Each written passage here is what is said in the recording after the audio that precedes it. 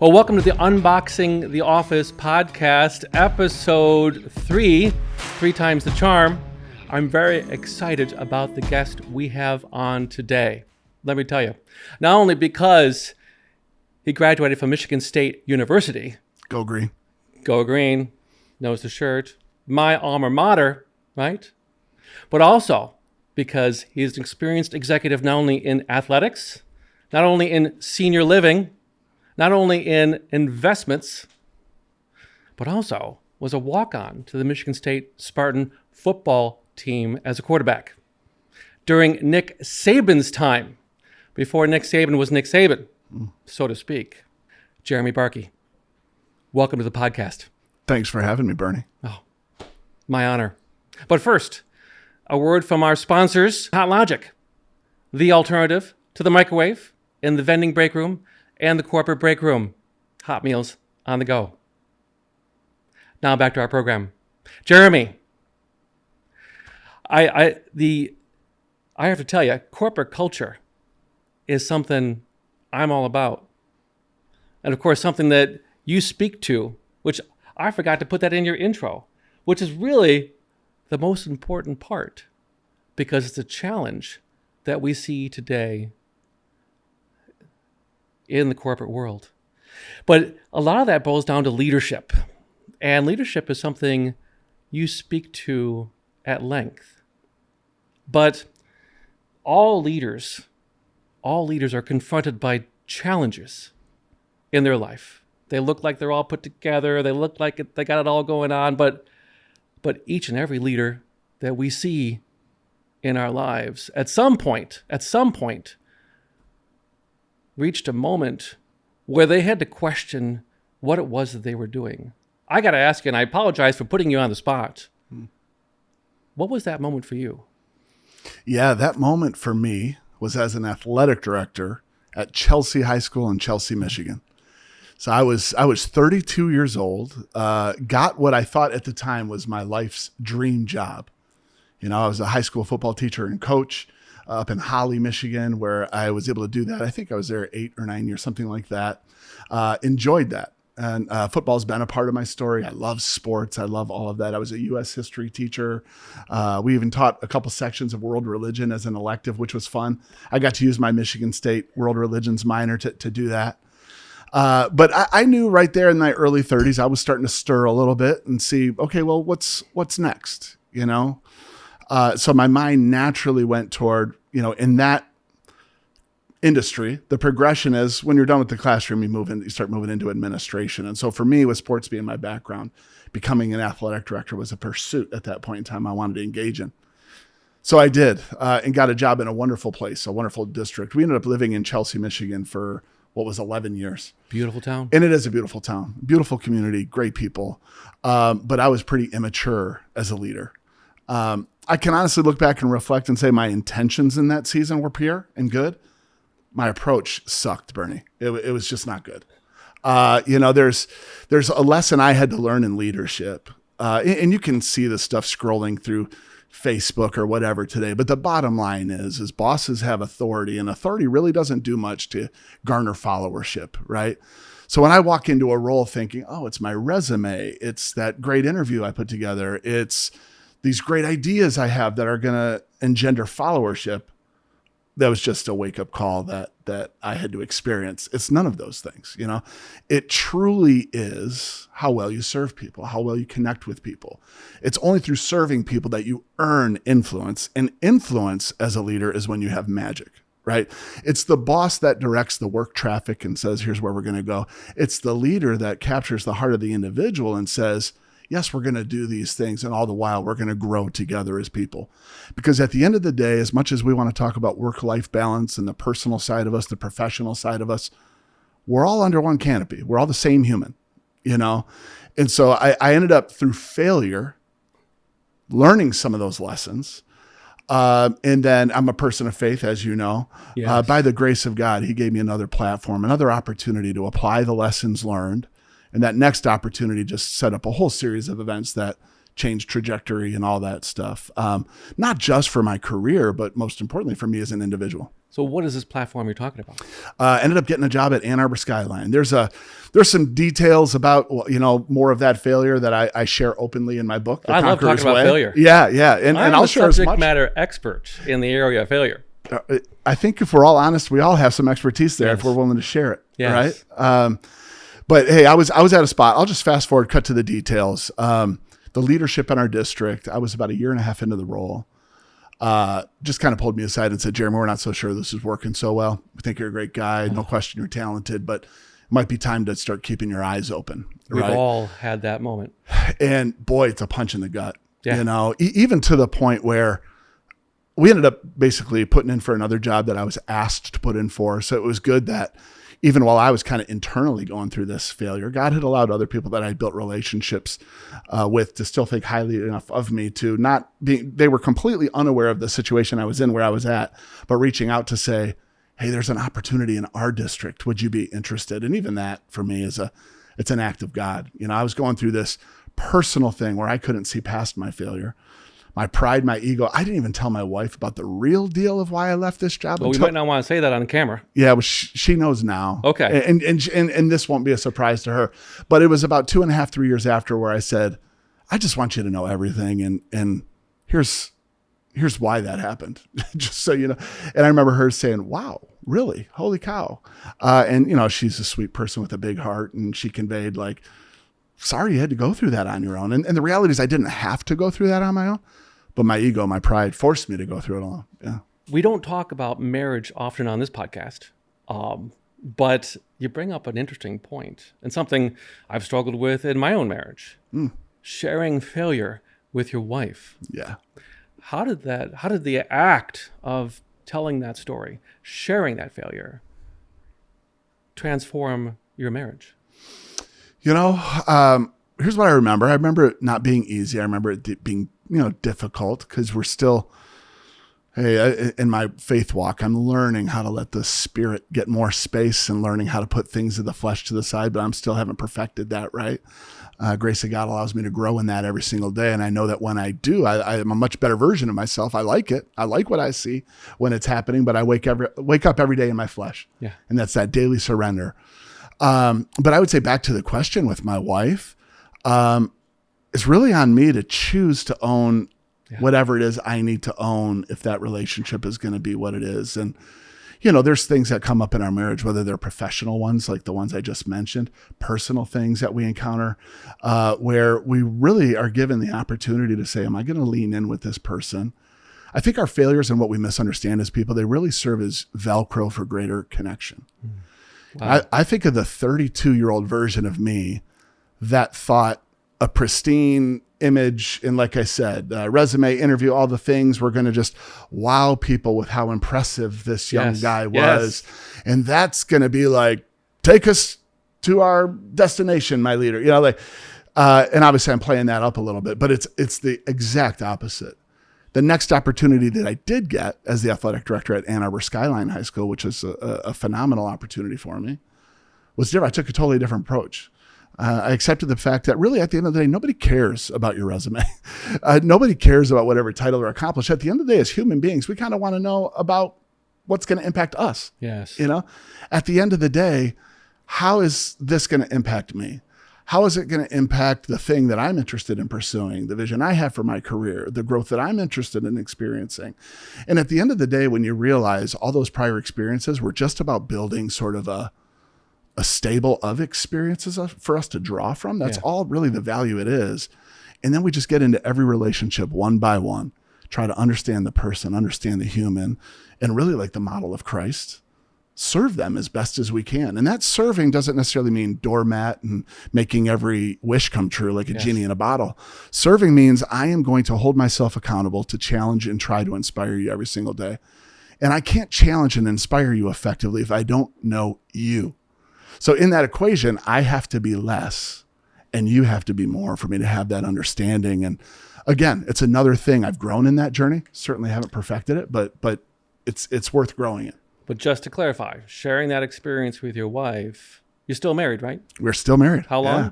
21 years. 21 years. 21 years. That's awesome. Yeah. But sharing that experience of failure with your wife, although challenging at the time, did it help you grow in your relationship with one another? Or is that something you're still dealing with today?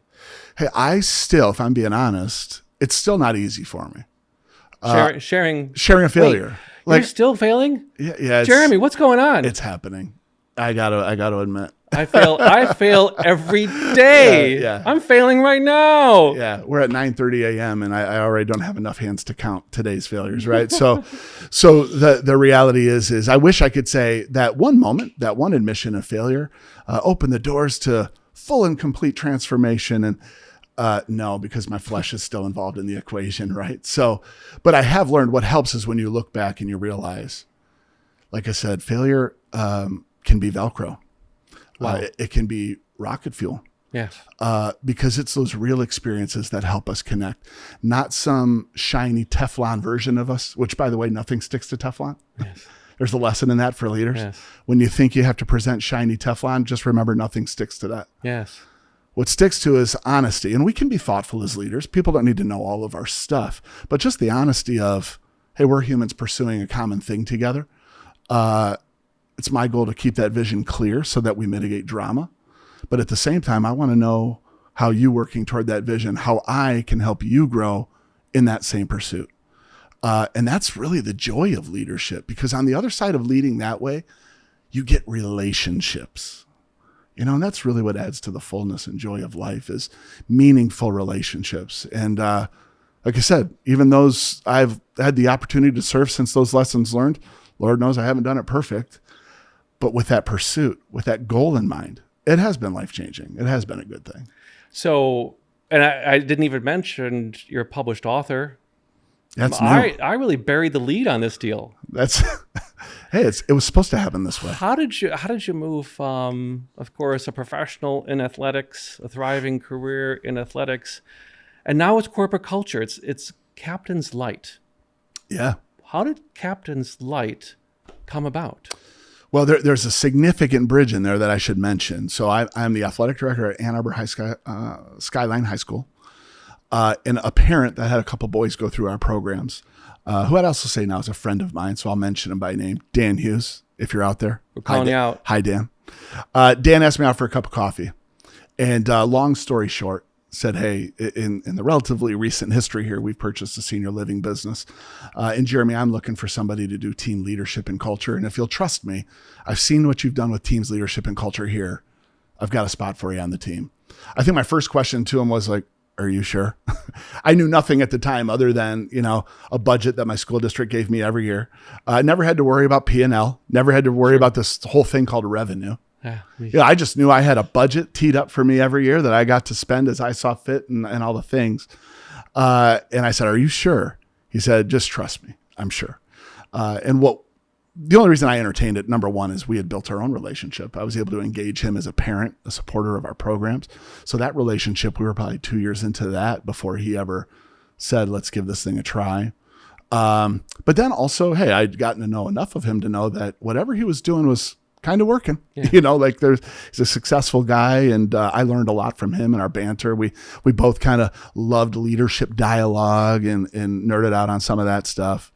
One of the things he said to me when I joined that company, I'll never forget it. He says, organizations take the shape of their leaders.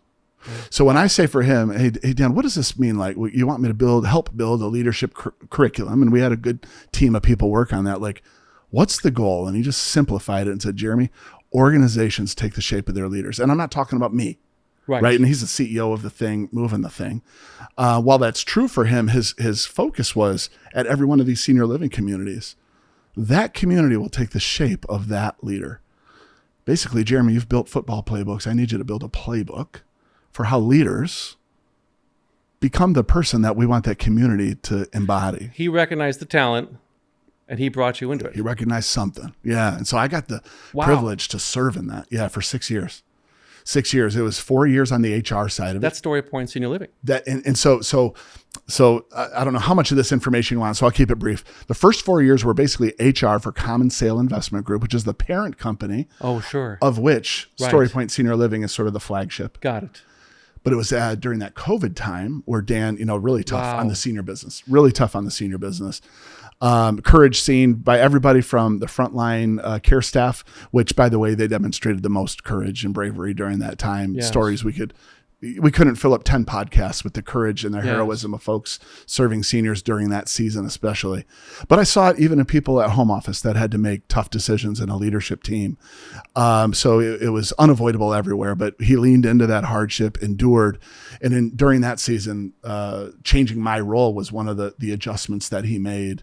And I was able to serve the business as VP of Ops, Sure. for Story Point Senior Living, which What is still years- crazy. Yeah. What's the time period of the years in terms Let's of COVID? see. It would have been, we're 2025 now, started Captain's Light in 23. So it would have been somewhere in 2020 through about, call it March of 23. You were in operations at a senior living facility during COVID. I Yep. mean, that Yes. was the period. There are a lot of places closing doors during that time. Wow. Yeah. It was a great opportunity. And so many good people around. And this is, again, where the experiences of the past, if you're able to apply them, you can see fruit. That experience at Chelsea, which would have been whatever it was 10 years prior or whatever, would have been, I have to have all the answers. I better do something really smart. I'll tell you this, that business grew in a way that's really defies logic. When a lot of places were shutting their doors, Story Point Senior Living grew, expanded its impact. And I'll tell you right now, it had nothing to do with my genius because I have none to offer. We had great people that were able to get in the right seats and clarify some goals, clarify some vision, reinforce some disciplines that were necessary for the business itself. And really cool things happened because of their contributions, and I got to play a part in it. And they're still operating today. They're still operating. They've grown. When I quote unquote left the company, and I still work with them as in the consulting capacity and stuff like that because of those relationships. But when I left that role, I think we're at like 105 communities. By the way, when I joined the company, we're 16 communities. Wow. And like 1,500 employees. When I left, we were at just over 8,000 employees in 105 communities. Well, now they continue to blow that out of the water. So I think they're at like 135 communities where they're serving seniors all throughout the Midwest. We're in Tennessee now. Our furthest south community is Collierville, Tennessee, over by Memphis. But anyways, their impact, the goal of that company is to help seniors shine every day. And that impact is now being experienced and received by seniors in 135 different communities. It's cool. And just to clarify, to what do you owe their success? I think you got to have strong leadership. Is it leadership? Yeah. I'm going to talk about Dan again. And here's the deal. He'd be the first to, if he was sitting with us, in honesty, say, I'm far from perfect. Right. And I think that is why people hearing that a lot today. Why people follow that. It's real. Again, he's not afraid or doesn't hesitate when it comes time to turn the Velcro out and say, look, at the end of the day, we all get different skills and different abilities. So that's true for me, just like it's true for you. But at the end of the day, this mission is what we're pursuing. We're not pursuing my fame. We're not pursuing this, that, any other thing other than this mission of creating great experiences for seniors and their families. And while the pursuit of that is incredibly imperfect, there is something about the genuine intent of that everybody in that organization knows is genuine, that intent. The people that are hired in that organization, again, in their imperfection, are genuinely pursuing that end for seniors, a largely marginalized part of our society. Yeah. And that's why it's special. And they continue to face challenges, and that'll never stop. But that's how we grow, and all the blessings usually are in those challenges. So Captain's Light was born out of that experience. Yes. Got a chance to build that leadership curriculum. And then really, again, in faith, I just kept feeling a call to say, you've been given this platform to learn, for which I was incredibly grateful for. But then my mind just kept saying, there's ways to deliver these leadership principles to folks that aren't just in the senior living business. I was already amazed at how some of those same principles we applied at Skyline were effective there, were also effective in business. That was a fun experiment for me, just to see, hey, although the worlds and maybe the structure of the worlds is a lot different, leading humans is leading humans, right? Winning teams get to be winning teams by very similar principles, you know? And so now it's been fun in what I do to say, okay, we've seen this work in senior living. Now, hey, we're applying it at other businesses, whether it's construction or whatever it may be, you know?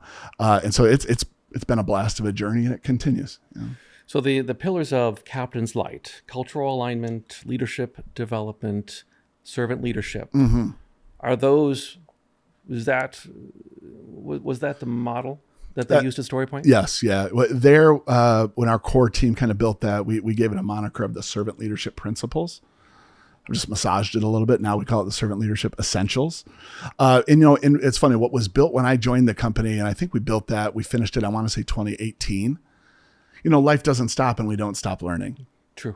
Right. So not only would I not want to use the exact same material for, obvious reasons, it's more so rather than about that being proprietary and that's something that I got to work and serve for that organization, we grow. There's some things I look at the original batch and I say, ooh, right. Right theme, not exactly pointed at center on that. You know what I mean? And that just comes from learning. And so I've tried to make those adjustments with what we do and how we serve people now. And you've seen it from, it's remarkable. I did not know. You saw it from the investment group's perspective. You saw it from an operational perspective. Yeah. You saw it from an HR perspective. Yeah. But this is a world where corporations live quarter to quarter. If they don't make their numbers, they're 2 pennies off. They lay off 500 good people so that they can report to Wall Street that they're going to make their numbers. And they've let go of 500 good people. But what's most important is what their investors are demanding of them. Mm-hmm. How do you take the message of Captain's Light into those organizations? Or better yet, how do you parse the herd, so to speak, in finding organizations that understand these principles? Yeah. I got to learn a lot about how we gathered capital and pieces like that. Now, in full disclosure, I wasn't in the rooms for any of those conversations. Sure. So I know just enough to be dangerous based on what was conveyed back to me and the role I was in, right? Yes. But what I know is I think the financial partners that you partner with is critical. Our organization was not publicly traded. Okay. And Dan always talked in his leadership about really valuing the opportunity to be fiercely independent. Right. So that when he was going to make a decision that he knew would have a short-term negative impact on the business, but a long-term benefit for the business and an immediate impact for the employee to the positive, he was willing to lean in and make that. People can talk about courage. They can talk about hard things. Obviously, I respected him up front, or I never would have accepted the offer. I grew to respect him that much more when I saw the pressure he was under during that difficult season, and just chose to lean into. There are business realities that he has to mind. You can't be in a seat like his and not deal with the reality of all that. At the same time, the courage it took to lean in and to say, while we may adjust some of our tactics, while we may, apply lessons learned from failure and change our swing a little bit here or there, this mission's not changing. We're going to be, and he always talked about employee first, right? Employees, customers, shareholders. Right. That's the sequence. Yeah. The employee's happy, you're going to have a satisfied customer. And when the customer is satisfied, in the end, maybe not in the short term, in the end, the investor is going to be satisfied. It seemed to make sense. But it doesn't take courage to lean into. Like, it computes logically, but it challenges the heart. Are you finding other organizations that understand these principles? Yeah, because quite truthfully, I really can only partner with those organizations. Like, in starting a business, you deal with the same stress of like, I need to take work. I got to keep lights on. We got to, do these things.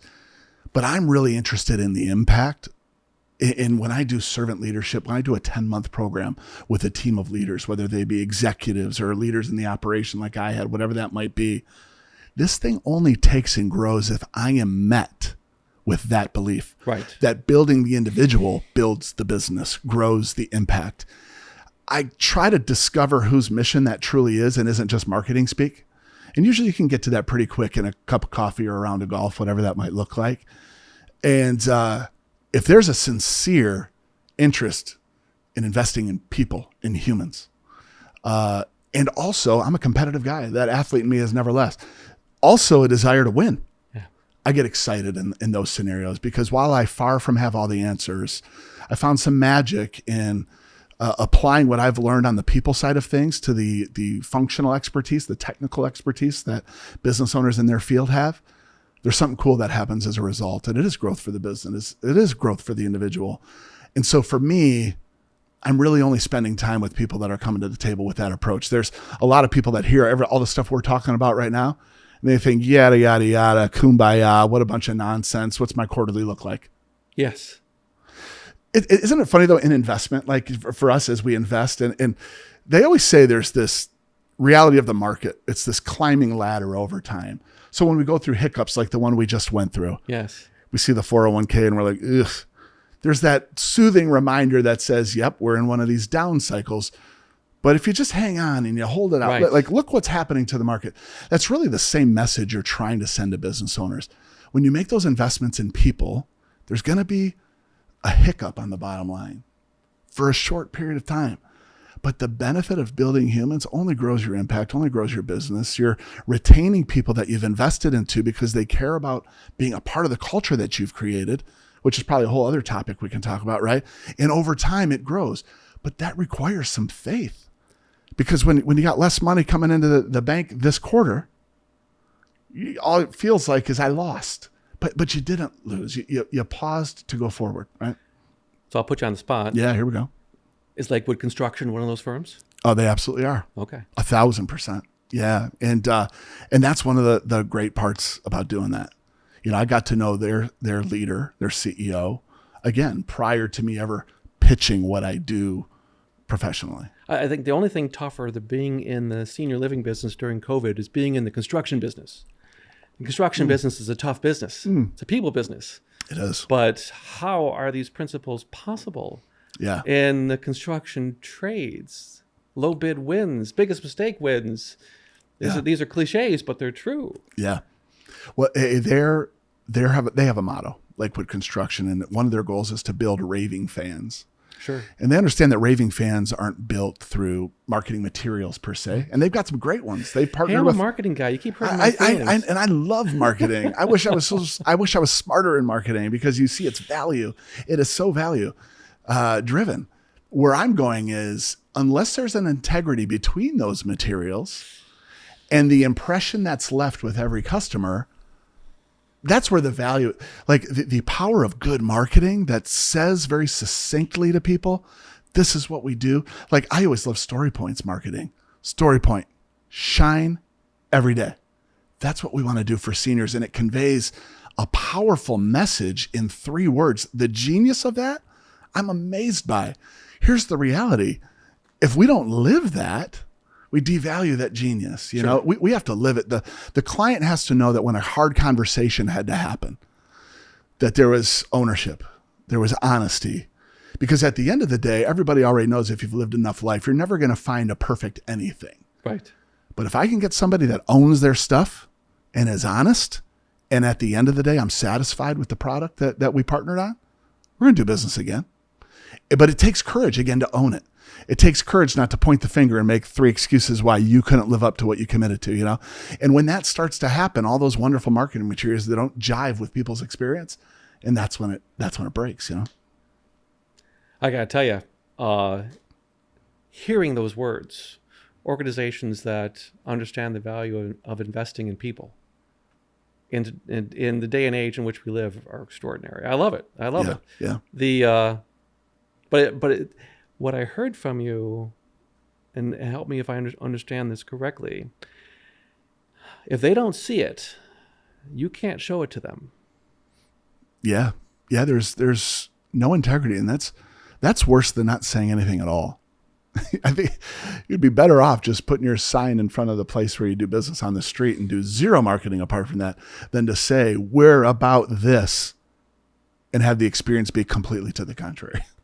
I think that's more damaging than anything. Wow. Because the short-term wins, people, I feel like, end up like I would. You feel a bit jaded, like, hold on now. We said we're about this.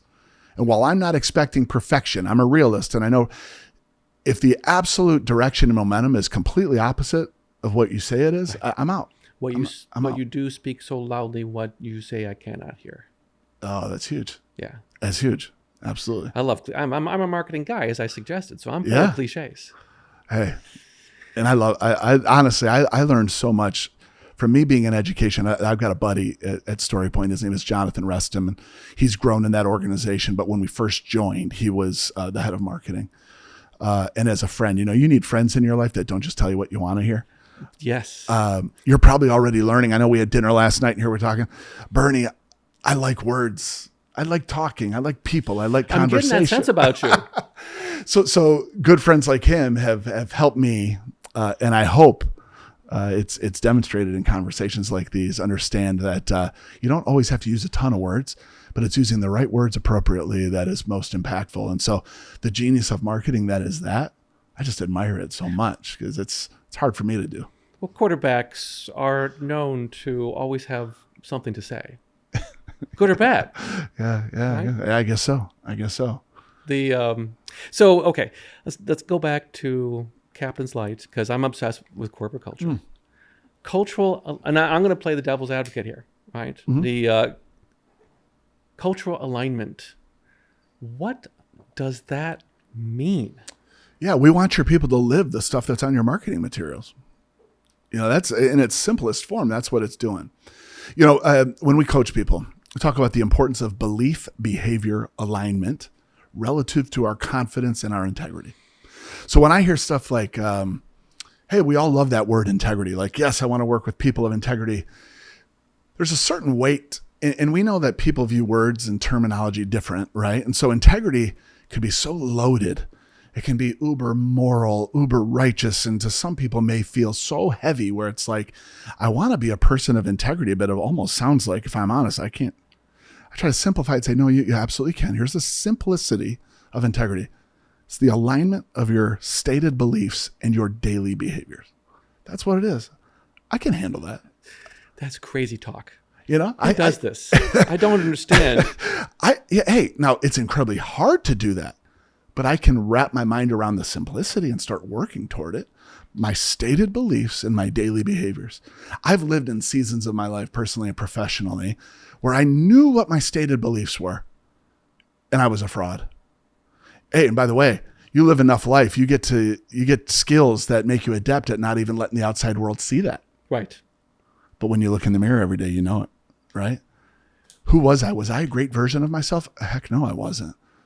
I look back on it and I think, my gosh, how did more people not notice I felt like the Walking Dead? Because how can you have a confidence when there's misalignment between those two things? Sure. And so really you want to take that concept of integrity, and it's fun. It's easy in a construction business, right? Because everything they do hinges on integrity. Beams, bars, foundations. It's easy in construction. Integrity. Well, do you remember the construction business? I'm speaking of the physical act of construction. If the foundation's not poured with integrity, if that corner beam is not built, and I'm going to start sounding like I don't know it. You know what I'm saying? Yes, it becomes clear. It becomes clear in a hurry. So the concept of integrity, it's integral to the actual business. Now, on the human side of it, it's incredibly difficult. Am I going to lean? Am I going to be a person of integrity when it costs me something? And that's this crazy thing with integrity.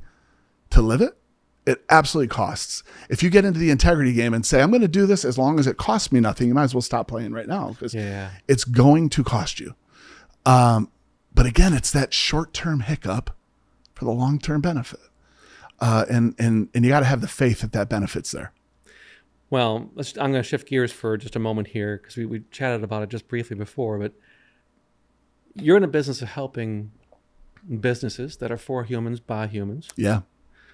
And here comes AI, artificial intelligence. It's going to transform the world. Lord knows what it's going to do. How do you view the impact that AI is going to have on culture? Well, I think it's going to have a massive impact. It already is having a massive impact, right? And so it's going to change things. And I try my best to, when my instinct is to say, this new way of doing it, it's like, check yourself and say, no, there's going to be good in this. The reality is that whatever we see that concerns us to the negative, we should apply equally as much time to saying, how could this help us? How could it be good? So the truth is, with everything in life, there's two sides to every coin, right? So no different with something like this. Here's what I want people to understand, and really with my business, right? AI is great. It's going to advance things that we do. The human spark is still what matters most. And what I mean by that is this, there was a study done, and it was either UCLA or Stanford done in 1982. And they put this communication picture together, and they said, hey, there's all these elements of a communication that are present. And we tend to think it's just the verbiage in the spoken word. Right. It's so much more than that. And without going into that entire study, the most impactful part of that study for me was only 7% of a communication is the verbiage or the content exchanged. What does AI do? AI communicates, conveys content and verbiage. Every human being, there's 93% remaining in that communication puzzle to be clarified and defined and conveyed that AI simply cannot, nor will it ever be able to do. Right. So we don't have to sing the, oh my gosh, humanity, like it's over now. No, because to be effective, you're going to still have to speak to that whole pie. That's still true. So while we have advances now in communicating the content, the verbiage, that can help us spit that out way quicker. What's conveyed beyond that, the voice and the tone that expresses an emotion, the visual that adds understanding to the urgency and intent, the vibe, like everything we're sharing this entire experience, the temperature in the room right now, all these things. This is a part of the human experience. And I think there might be people listening right now that say, yeah, that makes a lot of sense. Now, after we agree that all makes a lot of sense, what's the playbook to put it in practice? Right. And that's what I get to do, and I love doing that. Is communication important to culture? It's essential. It's essential. How so? It's the bedrock. We're using ChatGPT to write our emails. We're using ChatGPT to prepare those marketing materials you say are so important. Yeah. We're using all these tools to automate everything. Is this a problem? Yeah, I think as long as the humans that back that content that's generated is aligned, it's not a problem, but it's going to be a problem. You can make the sale and lose the client, if that makes sense. Sure, well, I've done that. Because the human has to step up and know how to live out what that great content sounds like, and they they don't have to do it perfectly, but they have to be aimed toward it consistently. And then in this constant pursuit of better, right? Like we're going to learn from our mistakes. We're going to make sure we don't repeat the same ones. We're going to all those types of pieces, right? But in the communication, to me, is fundamental. It's the bedrock of all of it. And it's having skills in communication, right? To know how we express what a slogan actually truly means, how we demonstrate it in our actions, not just our words, all those pieces. But really, it's the art of communication that ultimately creates harmony in our work, which I believe ultimately creates joy and fulfillment in our work. Something that no matter if I'm a guy on a construction site or I'm a caregiver serving seniors, we all want fulfillment and joy. It doesn't come without harmony or the hard work it takes to achieve harmony, which is all founded in communication. And if you get communication wrong, does that present a challenge? Nobody answers the telephone anymore. Folks don't pay attention to email. We're on social media 24/7. I got my phone right here. I'm guilty. Yeah. If you're not, if you don't get communication right, you're telling me this presents a challenge. Is anyone doing it right? I think if you don't get communication right, harmony is impossible. And I was like this. I use this example of working with folks, and maybe some people get a chuckle out of this. Sometimes the harmony in our workplace is so dysfunctional and so disrupted. It sounds like a sixth grade orchestra. And anybody who's attended a sixth grade orchestra, God bless the sixth grade orchestra teachers. Yes. Oh my gosh, I don't know if there's more saintly humans alive, right? But I think the only ones that are really appreciating what's happening in that orchestra are the parents who love those individuals with those instruments. But if they stick to it and they do the hard things and they're around leaders that tell them how their sound is on or off and they're willing to give up a little more of me for the greater we, by the time that sixth grade bunch is seniors, I've heard some incredible 12th grade orchestra symphonies. But there was a process that happens in that. The process in that is loaded with effective communication. And because as humans, we're conflict avoidant, we don't want that. Things that tend to disrupt our comfort, we want to avoid. Conflict does this. So communicating in one of those things, we get the goosebumps, we get the quivering voice, we get the heartbeat accelerating. If we're honest, we want to avoid those situations. So when we avoid the discomfort of that tough conversation about how a sound or a pitch might be on or off, or there's a method in the way we're playing that instrument, so to speak, how can you ever expect harmony to come out of that? You've got to lean into those hard things. In order to lean into those hard things, you got to believe and have the faith that there's a good that can come out of it. So let's break it down into some practical applications. Yeah. Right? Yeah. If folks are having challenges internally with communications in an organization, what are the top 3 things, just very practical applications you might suggest? The biggest way here, I love simple things. And I think God kind of stamped us with this in the way he created even our physical bodies. We've got one mouth. We've got 2 ears. Yes. 2 ears, 2 eyes. Of course. If I talk 1/5 of the time, I'm winning. Which means in this conversation, I'm failing miserably, Brian. But that means I'm winning. You're winning. You're killing it. We're good. You are killing it. Go green. Right? Let's go white. So anyways, here's the reality. If I'm talking 1/5 of the time as a leader, I'm winning. By the way, I didn't understand that in my first leadership experience. I thought it was all the great things I said. You start to listen. If as a leader, I put my effectiveness in a pie that's carved up 5 ways, if 2/5 of my time is spent observing what's happening with my humans, with the KPIs, with the whatever that is, good. 2/5 of the time learning to listen, and then over time with experience, learning to ask which questions get you the best and most meaningful responses, most enlightening responses, insightful responses. And then 1/5 of the time talking when it's necessary. You've got something. And that's when I talk about our success in the senior business that we saw in those 2 years. I was able to apply some lessons learned that made me a more effective leader then than I was 5 years earlier, 7 years earlier, 10 years earlier. But the reality was the work for all that was done by the people sitting around the table. Sure. You know, I tried to support and serve where I could, and I'd roll up my sleeves where I was asked to. But we were aligned toward a common thing, and we were empowered to do the things we needed to do, and we were empowered to put our talents on display. And if that resulted in a failure, we were going to learn from the failure. But we committed to some disciplines that made us uncomfortable, that required sacrifice. This is a part of the game. But it was really about what that table, like I envision that table right now of leaders and all those functions. And I'm most amazed at what they did to create a trajectory in that business that was contrary to the norm of that industry at the time. Right. It's because of them. Right. And not because of anything really smart I said, that's for sure.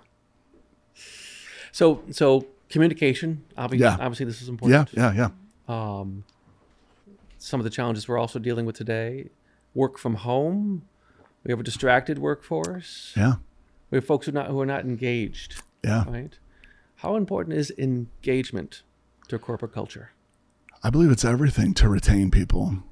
And you know, we interact with humans all along a introvert to extrovert spectrum. You know, I think sometimes people think culture and they think, birthday parties and Friday happy hours and the pizza party. You know, it's like, can I put this pizza in my gas tank, or maybe could we put a bonus on that? Or you hear that kind of chatter. Hey, I just think that communication element, you can't understate it. And if it's just communication when I'm working from home and all I'm doing is exchanging content, again, it's that same study.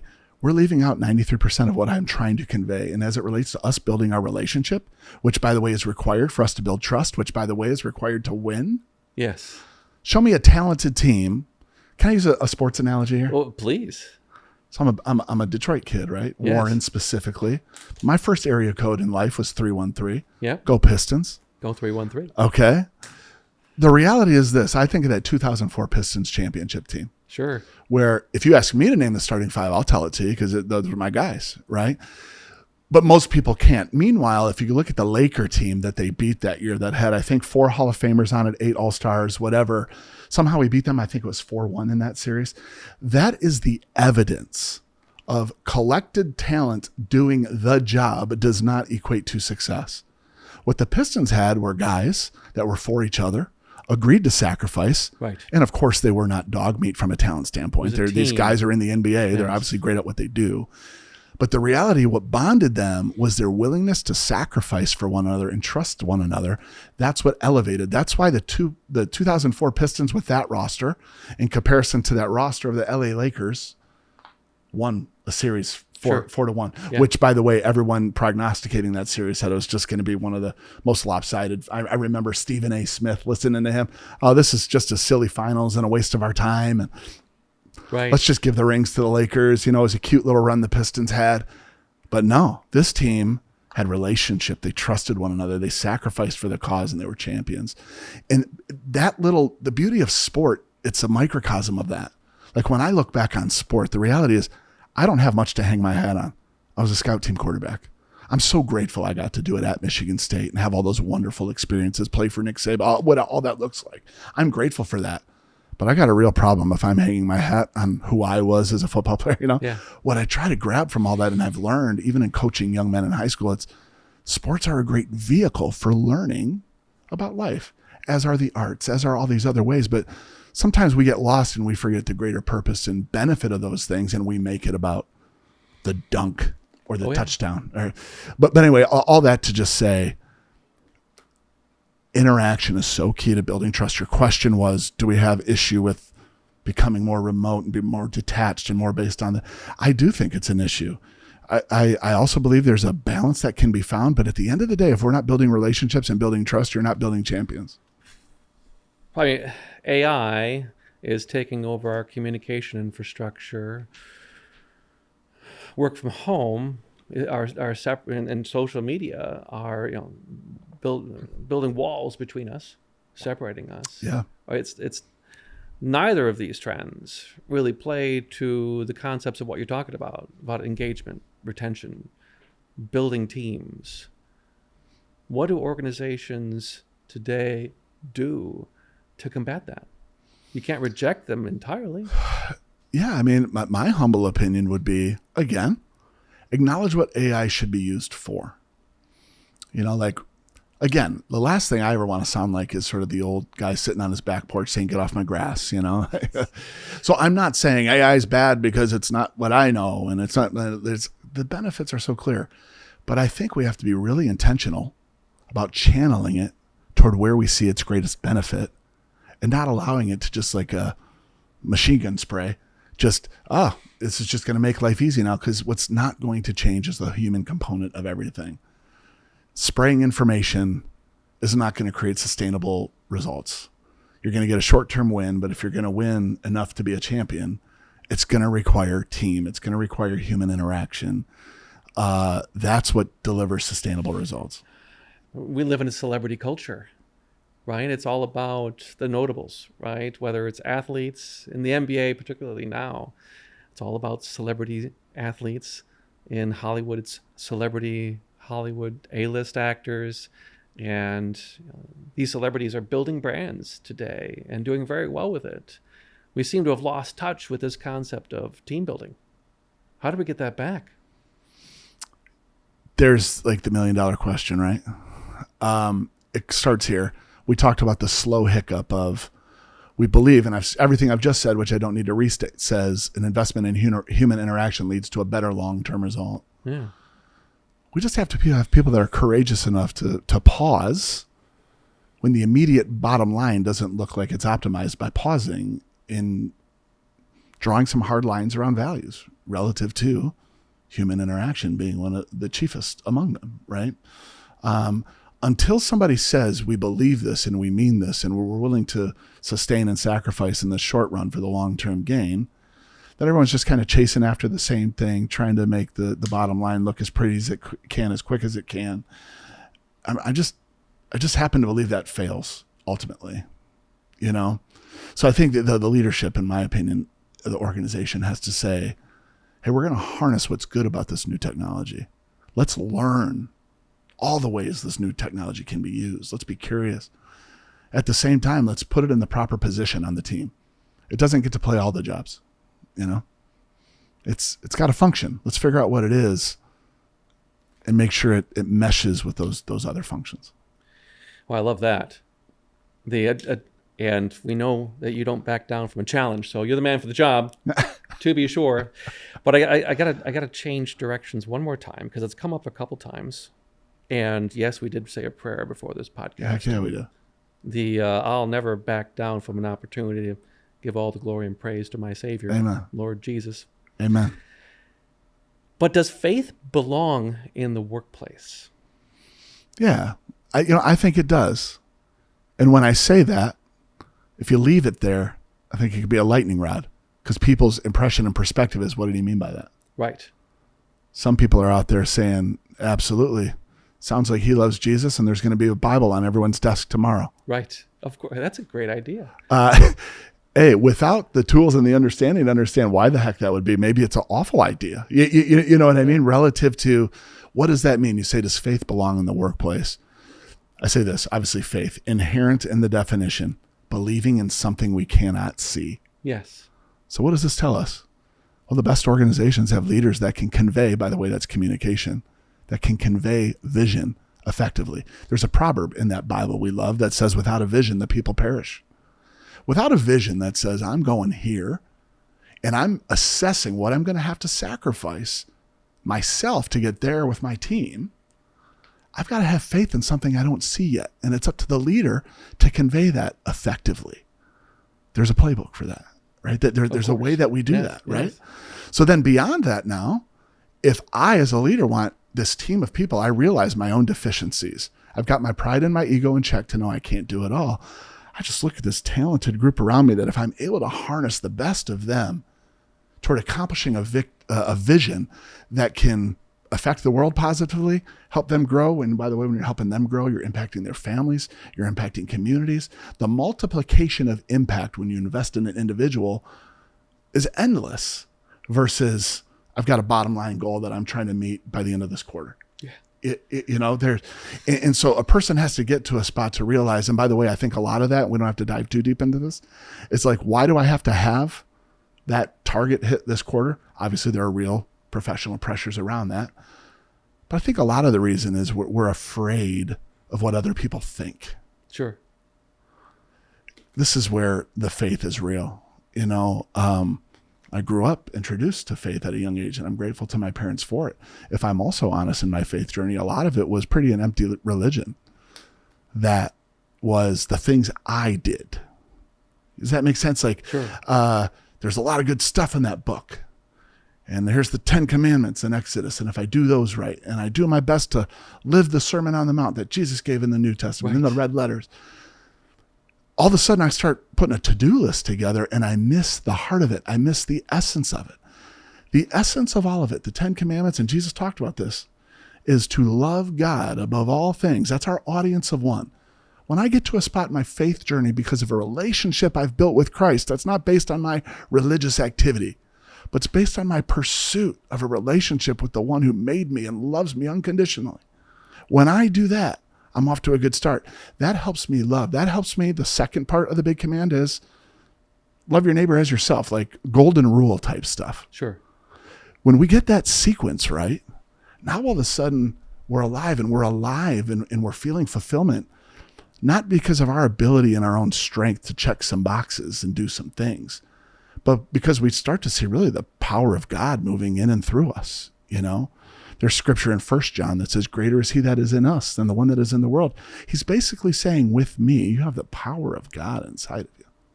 But is this something you talk about day to day with your clients? Cultural alignment, leadership development, faith. What does the practical application of that look like for an organization's leadership? Yeah. No, that's a great question. I appreciate making the distinction too, because I wrote this book. And this book, The Conqueror's Way. We got to talk about the book. Well, that is at some point. That is all faith. That is all faith journey, and I just kind of come right at it. So, in full disclosure, if there is anybody interested in reading that, it's my journey of faith, right? But to your question, when I get a client, right, we don't go there right away. I feel like I have to earn that with people, and furthermore, if they don't want to hear it, I'm not going to waste their time sharing it. Sure. My hope is that if we're having value-driven conversations. Like values up front, businesses have core values, belief, all these things, right? So you can speak about all that stuff in a very secular context. And there's just a ton of applicable tools that don't have to engage what sounds religious or faith. If I earn the right in those conversations for somebody to then parlay a question back to me and say, hey, I think we share a faith. Can we talk about how this all connects? I love that. A lot of times what I'll do to try to maintain the integrity is maybe we'll entertain it a little bit there, but I'll just say, hey, how about you and I on Friday morning go grab a coffee somewhere? Sure. We'll have that conversation. That's not on the organization's books, right? But you want to talk about faith, I get most excited about the offline coffees. Right. Because at the end of the day for this, like spoiler alert, at the end of this whole thing, my goal in my flawed humanity is just to build a bridge to the Jesus that's changed my life. Sure. Whose love has changed my life. So if I can use experiences in leadership, if I can use a book, if I can do all that, I've learned what it is to have Jesus be only my savior in life. And it's less fulfilling than when I let him be my Lord too. And when I make him my Lord, it's about introducing more people to him. And that's what I want to do in words and actions. I'm going to say this, I'm not Catholic, but I've got so many good Catholic brothers and sisters that we're going to live in heaven someday together, and we get the privilege to do God's work on earth here today, right? But a Catholic priest, St. Francis of Assisi, said, preach the gospel at all times, and when necessary, use words. Yeah, I love that. I love that one. So that's what I try to do. That's what I try to use Captain's Light for. But I found it's really not all that effective if I try to hit somebody over the head with a Bible when we're trying to talk about how I communicate effectively as a leader. I think... Wait, I gotta write that down. Yeah. Don't hit him over the head with the Bible. Yeah, I think, hey, you've got to earn trust. You got to earn interest in that. And that only happens in the long game. That only happens building genuine relationship. And I've had to learn a long time ago that I don't get more points in heaven by getting somebody to speak a confession or, I get to play whatever role I get to play in somebody's journey. And I've been so benefited in my own life by people being patient with me, just planting seeds in my journey. Sometimes we just want to see the end now. So whether it's drawing someone to faith or it's the stuff you're talking about in the quarterlies in business, we want now. But the last time I checked, we never made a good Thanksgiving meal in the microwave. These things take time. Yes. We just got to be willing to say, for the quality, I'm going to take the time. And we got to get to a place in our journey where we've learned that the short-term benefit, the juice isn't worth the squeeze. And we can say that all we want, and we can digest it cerebrally all we want until we've experienced the dissatisfaction of the short-term spike that leads in a downturn disaster. We only get interested in doing the things that create lasting impact and generate lasting joy. And that's kind of where I'm at. So laying down and kind of being that bridge is something that fulfills me as an individual, and it allows me to just share that life-changing power with people, and that's what I try to do. Well, I just love you tied faith to the microwave. You got to, right? Or to the absence of the microwave, I should say. You got to, right? My audience knows how much I love the microwave. By the way, Hot Logic, yeah, right? Yeah, I gotta be mindful. Yeah. There's the gratuitous plug, right? That's great. Yeah. Low and slow is the way to go. Low and slow is the way to go. Yes. So, okay. Is this what we're, it seems to me that what we're talking about here, if you were to sum it all up, can I use the term servant leadership? Absolutely you could, yeah. Yeah. What does that mean to you? So the practical application. I love practical applications. I do, and I appreciate that. By the way, my natural gift is not marketing, so I might need to lean on you to help me pack a tighter punch with You're laying it down today, brother. Okay. Well, so here it is. Authenticity, connection, and excellence. This is so the program that we use. These are the core themes. Usually when we sit down, we've had some fun talking about how we connect with people and we communicate. Yes. Really, the essence, though, is a person has to look at themselves in the mirror first. That's like number one. I can't have my Velcro out to connect if I don't do the hard work on me first. If I don't lead myself effectively and acknowledge I could do better at leading myself effectively, I will earn no one's trust or earn the right to enter their heart and their mind, to truly have them buy into what we're trying to do together. Right? I like to think of it like this. All of us have to log in with credentials now. Yes. Right. And any of us that have been a part of groups, I remember we had a bit of a thing with, a hacker who tried to hold us hostage and all these types. It's a real thing. Right. And we don't really have a great way to police it, which is scary. When you go through that scenario and you realize the answer is just pay the ransom. Like we can do better. We can do better than this. Right. But here's the reality. So our IT teams, they use their talents to say, no, there's ways to code and encrypt and all the stuff that is sacred to us. We can force people to authenticate. And what does this mean? Our username and our password has to line up all the time before what? Before we can get access to that precious information that the company holds dear. It is no different in our journey of leadership. All the time we're wanting to access our people. If we're trying to get people to buy in toward a vision, what you're actually asking is, will you let me rent some space in your mind and heart here and convince you why we all want to do this together? That's what we're trying to earn the right for. In the same way, if our username and our password, and we've all been frustrated, right? Yes. How many more times do I have to authenticate? I got to do it every 24 hours. Capitals. Don't forget the numbers. It's happening for a reason. Here's the reality. The people that we're influencing, or we hope to earn the right to truly influence, are forcing our authentication every minute of every day. What I mean by that is, if our username, our stated beliefs that we talked about, and our daily beliefs, or our daily behaviors, are the password, if those two are misaligned, our people turn off and they don't let us into the valuable things inside of them, their talents, their abilities. They don't let you in. Now, here's the tough part. Human beings don't say, you failed, try again. I walk away from a conversation where They really should. As frustrating it is on our computer screen, at least we know we failed right now and we got to get it right now. Our humans, we don't do that. It's a slower simmer. We walk away thinking, I can't believe that guy just said that to me. Right. How dare he? And they post it online. He doesn't. Yes. Right. So the reality is, if I understand that I'm living that authentication process with my people 24/7, don't matter if I'm having a professional conversation, a personal convo, they aren't letting me in unless that password and username, that combo of stated beliefs and daily behaviors are consistently aligning. They're not letting me in. How can I not go to the mirror and do the work here first? So when we build the program, authenticity is number one.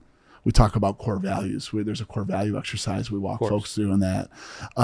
Without that, how do we do the hard things? How do we not go for the short-term win when I don't know there's a core value that I'm going to embrace in the face of a short-term loss for a long-term win? So there's an authenticity work that has to be done, and it's all about me. And it's not selfish. It's not counterintuitive to what servant leadership should be.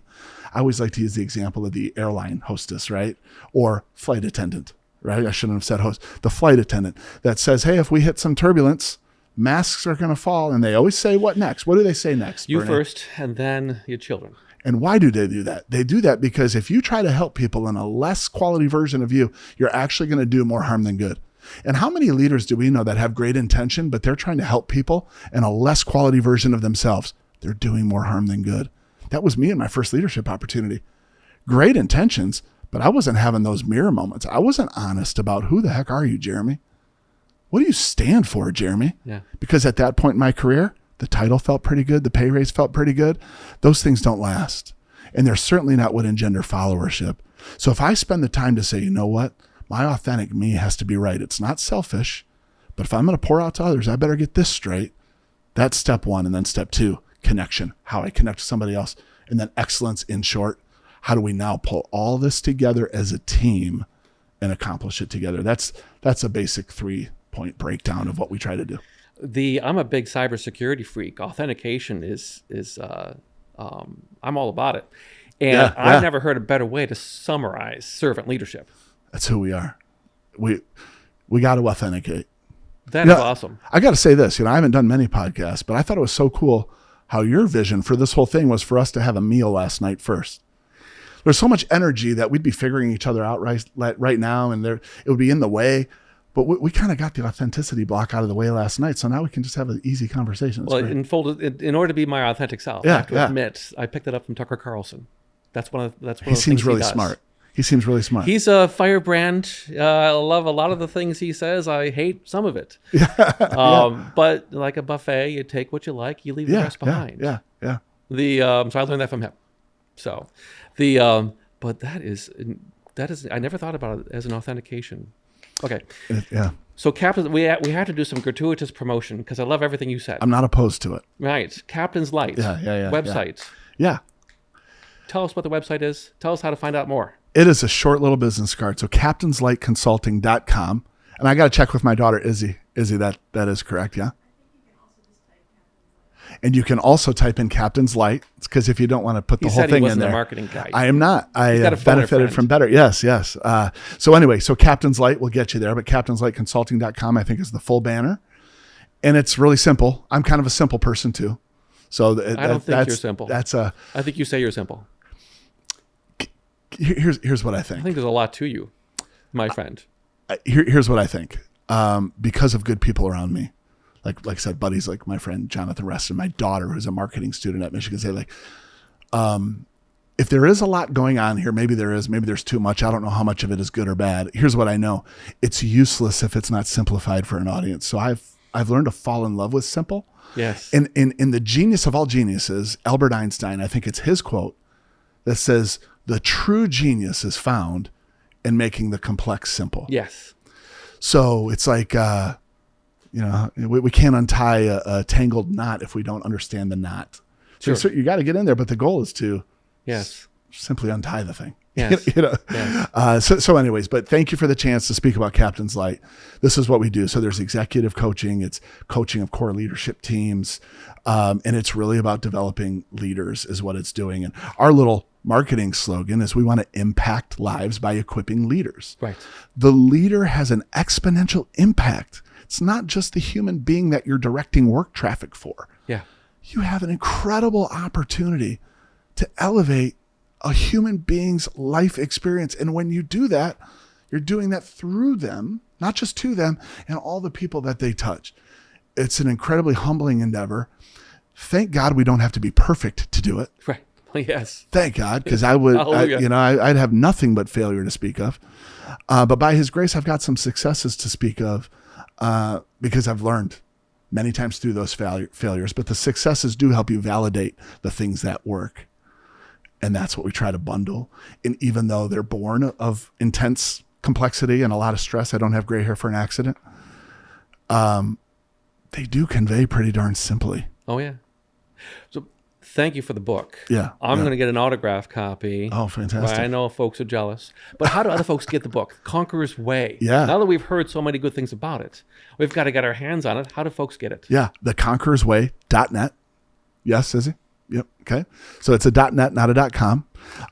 You can get it there. It's on Amazon. Great. And so it's The Conqueror's Way, a simple playbook for victorious pursuit. I won't go into a huge diatribe about what that is, but I'll tell you this. For the acronym lovers out there, SIMPLE is an acronym.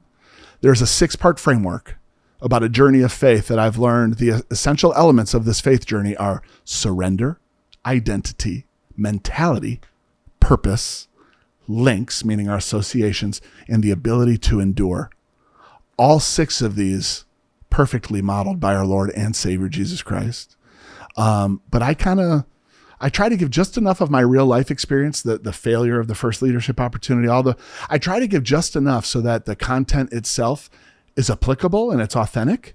What I'm most excited about, Bernie, though, is this 14-week devotional plan that we're putting together where I get to do a lot less of my experience and a lot more of just biblical wisdom and truth that's tied to that simple framework, but really gets people into the quick and dirty of understanding that scripture that is life-changing, developing a prayer life that puts us in true relationship with our Creator.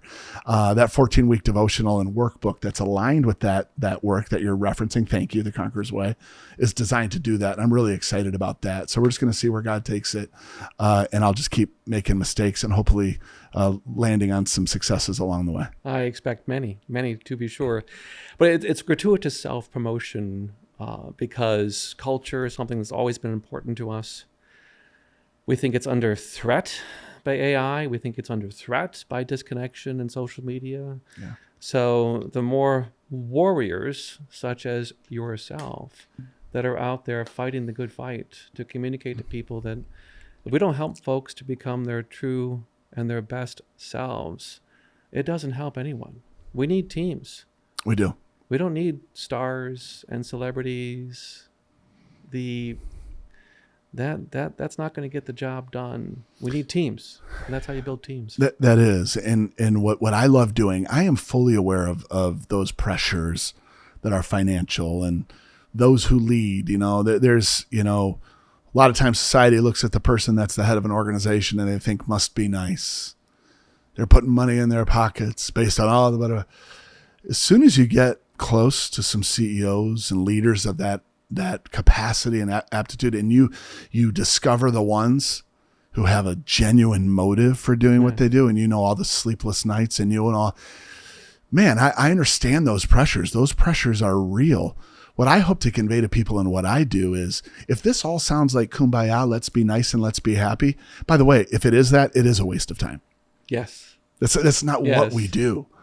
There is a truth that says, if I am going to build a champion, not just a team that wins a couple games, if I'm a leader and I want to build a championship organization, trust is non-negotiable, which means relationship is non-negotiable, which means our people better be prepared and equipped to communicate effectively.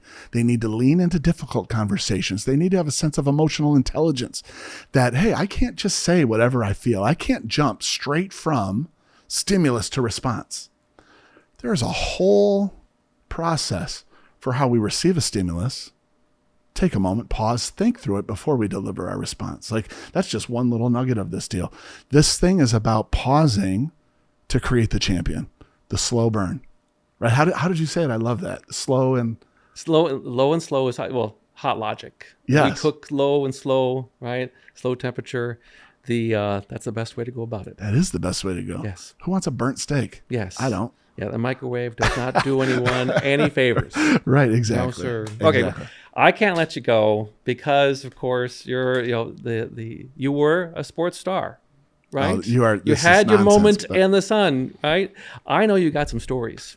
You have at least one story to tell about a moment on that field, about being engaged with that team, about your experience traveling to other universities. You got to share a story. Okay. It could be a Nick Saban story. Take your pick. You got to share a story with the audience. I can't let you go until you do that.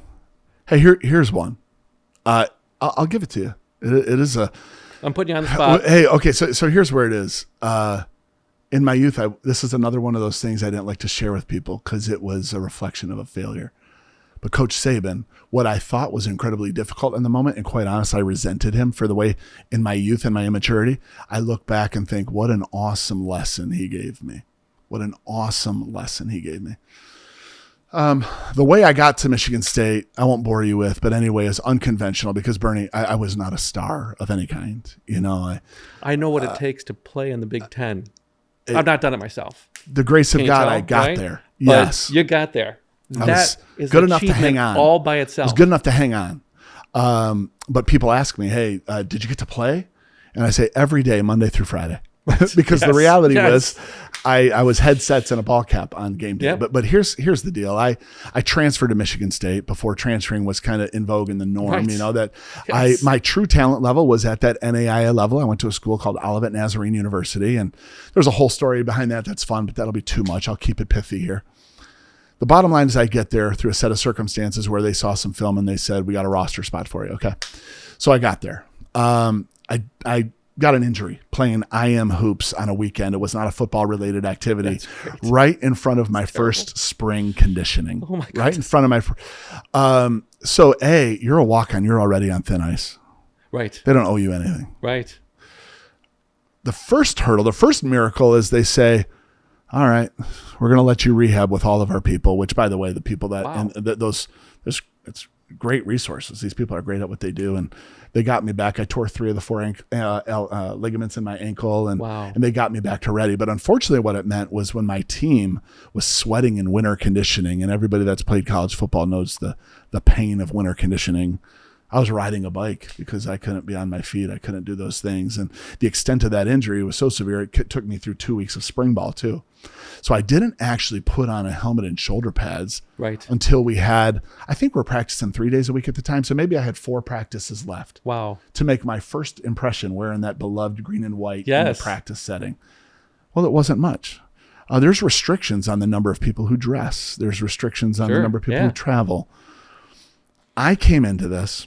And by the way, the coach that made the verbal offer to say, come join the team through a series of events, this happens all the time in college sports. He left. I think he went to Virginia or whatever. So Coach Saban, a credit to him, he had these post-season meetings, and in college football, there's a post-spring and a post-fall. And to his credit, I don't know how every program does it, but I was amazed that Coach Saban actually sat down with walk-ons. Wow. Right? You'd think, why? You know what I mean? Basically, you've got scholarship guys you're trying to get an ROI on. You understood that, but he opened up the whole roster to that. And part of that conversation was him communicating some hard news to me. Sure.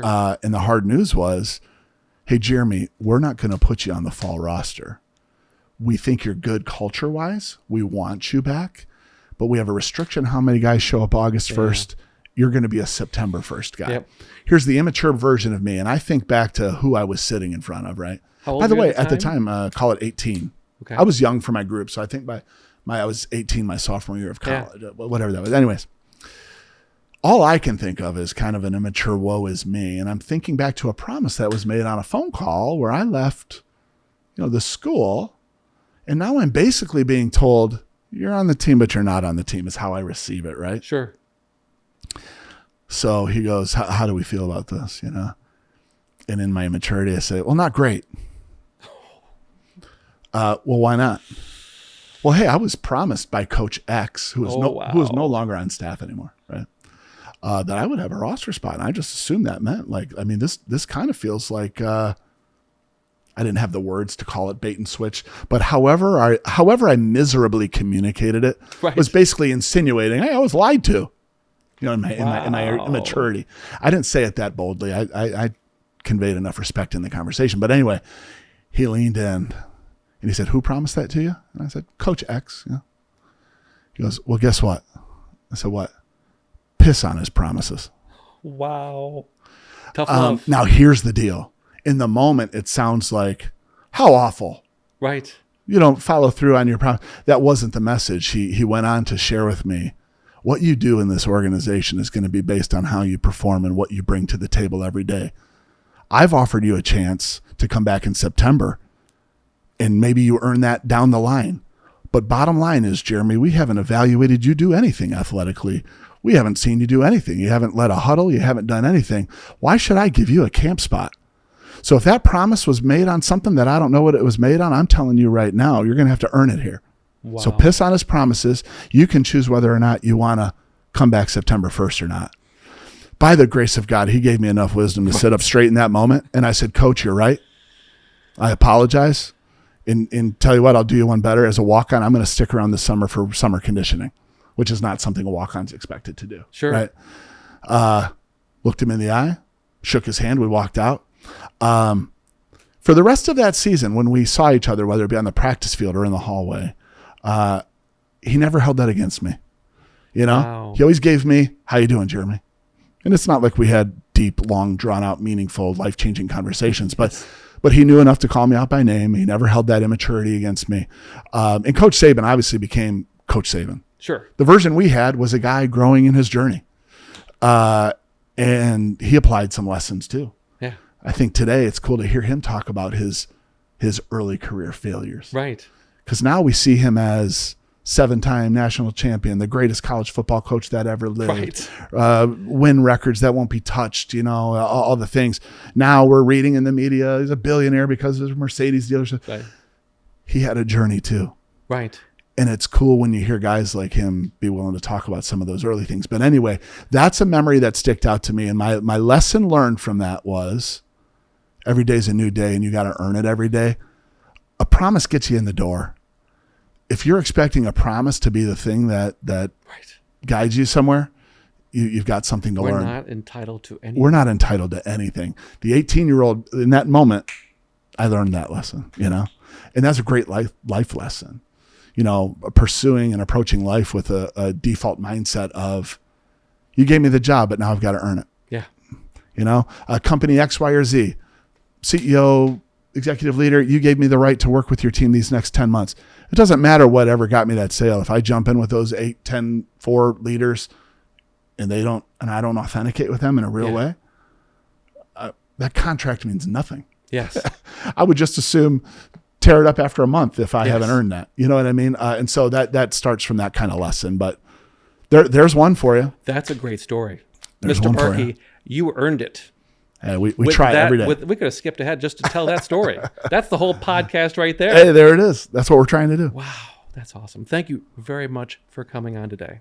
Thank you for having me. This was I hope awesome. I didn't talk too much, Bernie. Oh, no. This is fun. I had a ball. That's awesome. Yeah. On behalf of the Unboxing the Office podcast, thank you for listening. Thank you for watching today. On behalf of our sponsors, Hot Logic, thank you for making this all possible. Check out Captain's Light.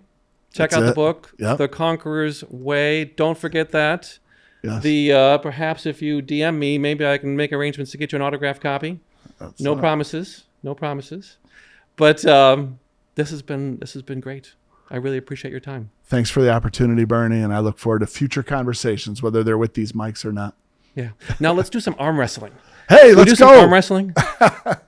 I'm ready. I've been practicing. Somehow I I've don't been think watching I'm- Over the Top on repeat. I'm I know ready. you've been really impressed by my physical stature. Don't sell yourself short, Bernie. Right? I am impressed. Yeah. This guy's a mountain.